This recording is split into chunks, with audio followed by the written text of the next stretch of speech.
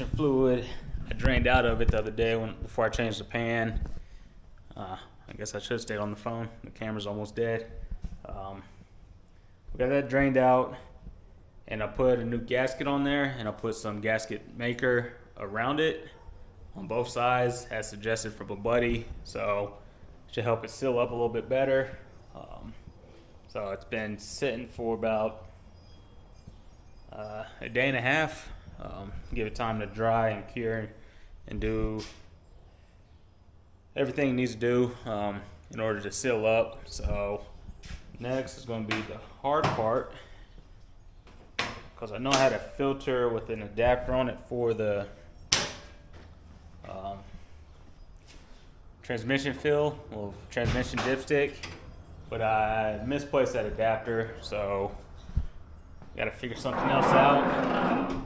And before, I just took this cap off, put it on the quart size jugs for the transmission fluid, but obviously these the caps on here are a little bit bigger, so I can't use that one. So what I'm thinking, I think I might have one empty bottle left that I'll be able to throw that cap on, but I'd have to fill up the quart size jug with the gallon jug and do that about 7 different times in order to fill it up easier. If not, I just have to tear the garage apart and find that adapter. But let me figure out what I want to do with that, and I'll get that topped off. Like I said, 2 gallons of that, and then just throwing the cheap one in there for now, make sure there's no more leaks. And then if there's no more leaks, I'll still use the cheap stuff. But yeah, we'll go with that. If you guys didn't see it, got the antenna on there. Got the antenna on there, so there's no more big hole in the fender. Still want to adjust this a little bit. I think just tighten it down so it's or just clock it correctly. It's still a little loose, so get that clocked so it's pretty much straight up, and we'll go from there. But let me put this down, figure out how I want to fill this up, and we'll go from there. Alright, sometimes you gotta MacGyver some stuff, so took the cap off, got an old quart bottle, and put the cap on there and cut the bottom off. So it's going to be a makeshift funnel for the gallon jug. So I'm just going to have to take the dipstick out, throw this on, and hopefully it stays in place. If not, it's going to be a pretty big mess. Yeah.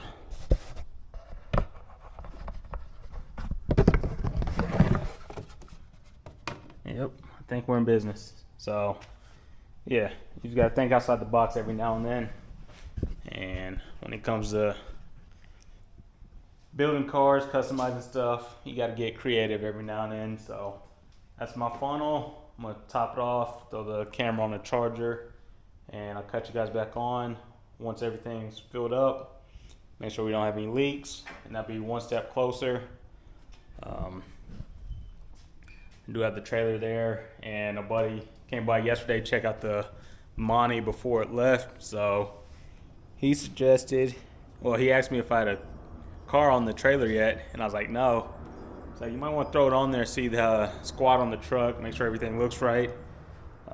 I know there's going to be a little bit of room on the trailer to move it back or forth to try to even it out.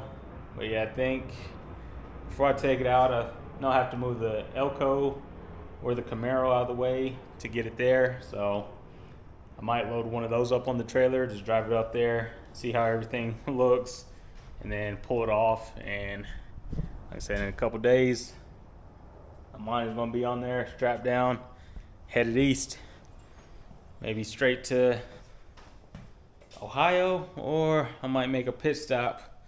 Still not 100% sure on that yet. I'm just playing it by ear, so let you guys know when I know, probably the day of or the day and a half before of. But yeah, let me top this off and get back to it. All right, so just want to give a little update. I know I said I got 2 gallons, so about 8 quarts. With just a filter change on a 4L80, it's recommended about 7.5 to 7.7 quarts. If you're filling it up completely dry, it's like 13.5. So when I drained it, only about 7 came out. So I figured you have some, well, not even 7, probably like 6. So I'm taking into account that some of it's still in the transmission cooler and in the lines. So that's why I'm topping it off with 7.5. Then I'll check it after that. So if it's completely dry, you want 13.5. If you're just doing a change, it's about 7.5, 7.7. So don't only throw 7 in there if you have a brand new built one without any fluid in there. You will want like 13.5. So yeah, I put 1 gallon in there now, or so far. Just have to throw the second one in there. I'll just check for leaks and everything. The one thing, I'm gonna climb back up under there and double check. I tighten up the drain plug before it gets too late. So I'm gonna do that and then cut you guys back on once I finish with all this. All right, so started topping off the coolant, and notice this one right here is loose. It's a little plug, so wait till it drains down a little bit and take this out, throw some thread sealant on it, and then tighten that back up. Normally, well, on the Elko, what I did was take that top hose off and fill it up that way, and then wait for it to flow through everything. It'll start coming up through the radiator, and then once it starts coming out of this inlet here, then I'd put the hose back on and finish topping it off from here. You use one of the funnels that have like a little nozzle on it to open and close it, so you can burp the system that way. There's a couple ways to do it. You just want to try to get all the air out, or as much of the air out as possible. I know that's why it has those vent tubes also to the top of the heads.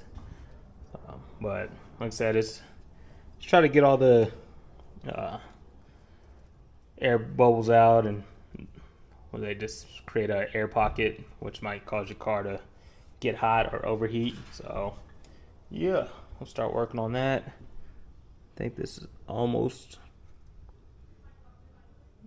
drained down enough. Give it a little bit more, and hopefully I can back that out without wasting too much of it. I think I want to pull this in a little bit, and I could loosen it up and slide it forward just a tad, so it's not, well, there's clearance, but you never know. There's a little bit of room to play. But yeah, it's just buttoning up those small things. I did climb up under the car, and I'm not seeing anything from the transmission. No transmission fluid or anything leaking, so we should be good there.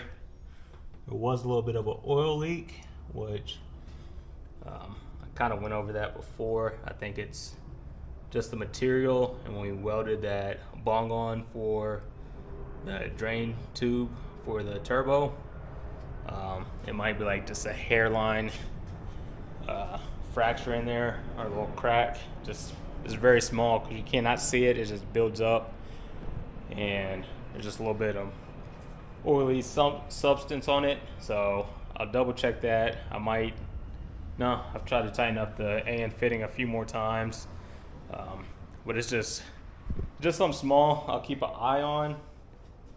Not too concerned about it right now, but eventually I might just have to dress it up with some JB Weld and figure something out to create a little bond on there, maybe some epoxy or something.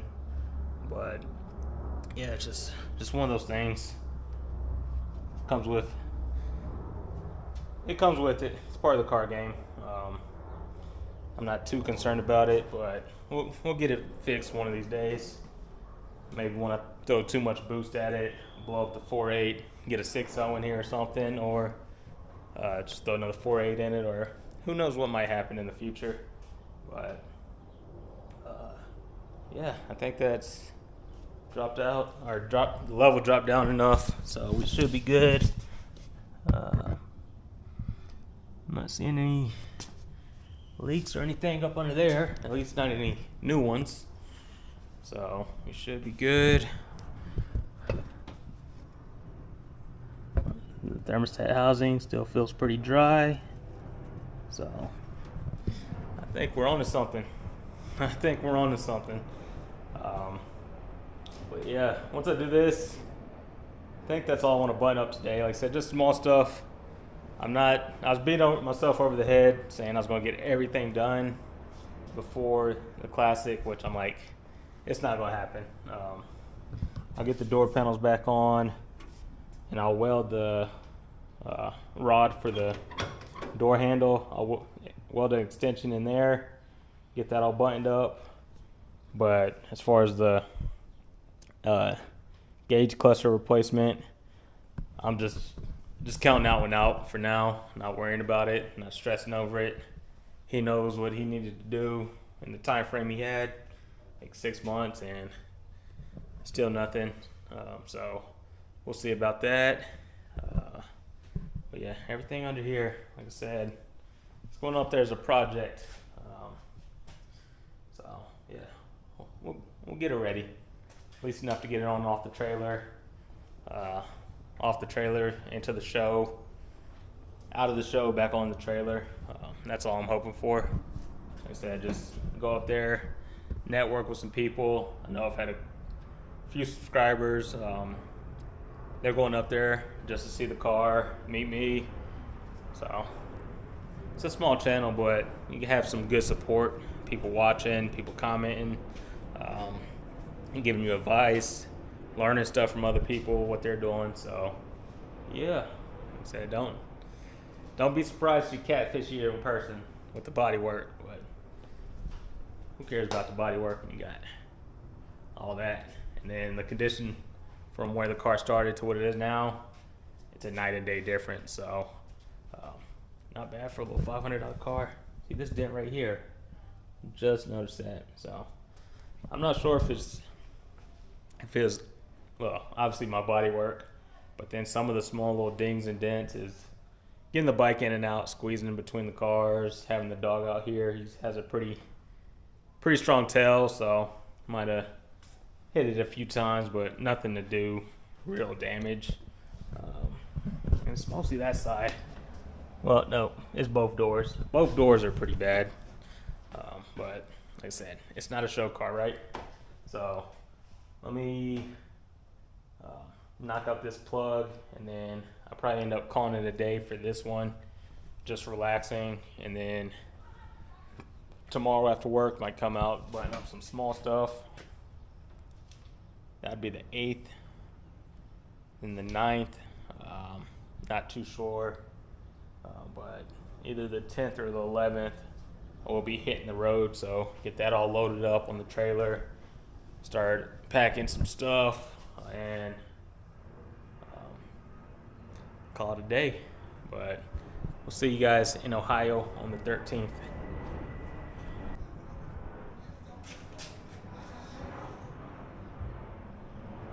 Alright, so almost all the way topped off. Used a little bit more coolant than I thought. So might go get a gallon of the full strength, not the diluted one. That's not the one that's 50-50 already, ready to use.